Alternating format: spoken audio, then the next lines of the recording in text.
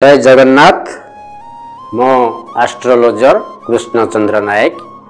आज आलोच्य विषय वस्तु मुझे आसी आपण एक सुंदर टिप्स मंगल दोष एवं यार जोग सहित यह किपरि भावरे आपणक जातकरे मंगल दोष खंडन हेउची से विषय आज टॉपिक रे आलोचना करने को जाउछे।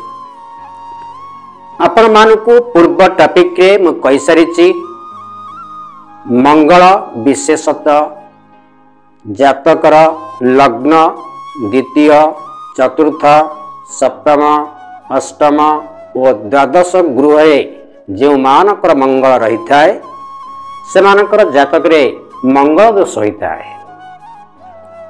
तेणु जदि च मंगल दोष हेउछि ताले से जातक मध्य मंगल दोष खंडन करिवार व्यवस्था मध्य रही थाए।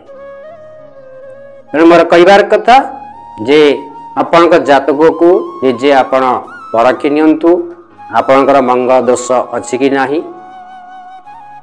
तेणु गोटे नारी पक्षरे मंगल जदि अष्टम रे रुहे, अष्टम स्थानटी होछि गोटे नारीर होछि तार स्वामीर आयुष।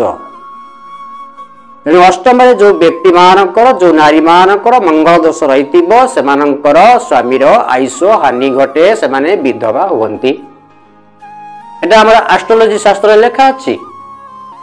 किंतु म कहया कथा यदि अष्टम रे मंगल अछि तेबे यार खंडन व्यवस्था से जातक रे ही करा जाई थाए। एक मन रखिबे जदि सप्तम रे चंद्र अछंती ताले मंगल दोष संपूर्ण खंडन होता है। आपको मन रखिए जो व्यक्ति मानकर केन्द्र रे बृहस्पति किंबा त्रिकोण घरे बृहस्पति बलवान हो रही आमर ज्योतिष सार रत्नावली रे उल्लेख अछि जा मित्रस्थ जदा सौरी लग्ने बा हिबुके तथा नवम द्वादश चैव भौम दोष न विद्यते।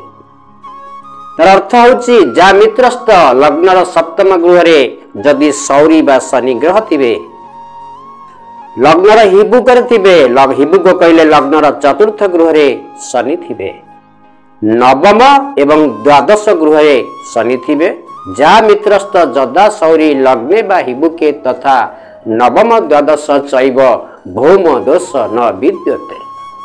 तेणु मोर कहिबार कथा जे जे मानकर लग्न रे शनि थिबे, लग्नर सप्तम रे थिबे, लग्नर चतुर्थ गृह थिबे एवं लग्नर नवम एवं द्वादश गृह रे जो व्यक्ति मानकर शनि थिबे से मानकर मंगल दोष संपूर्ण दूरीभूत होता है।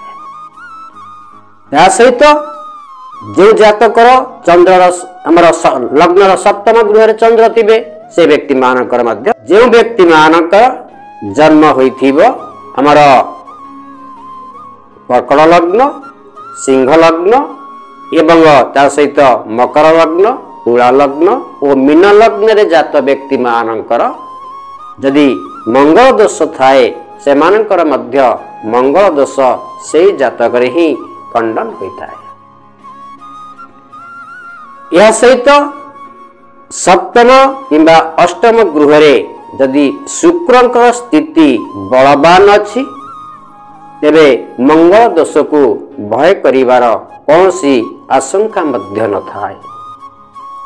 तेणु जो व्यक्ति मानकर मंगल दोष अछि ता पई प्रतिकार हेउछि मने रखंतु प्रति मंगलवार दिन देवा देवींकर पूजा करंतु, मंगल व्रत करंतु।